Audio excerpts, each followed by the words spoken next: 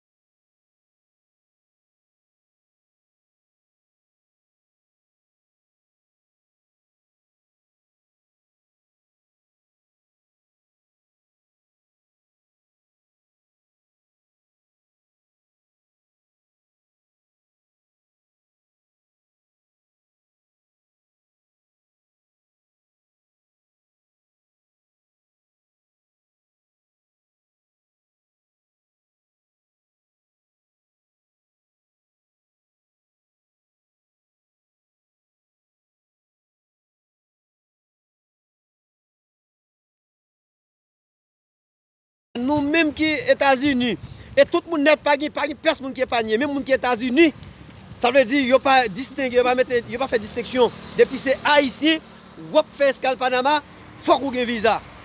Vous entendez? Faut qu'on ait visa transit. Et visa transit, là, ils demandent bon papier.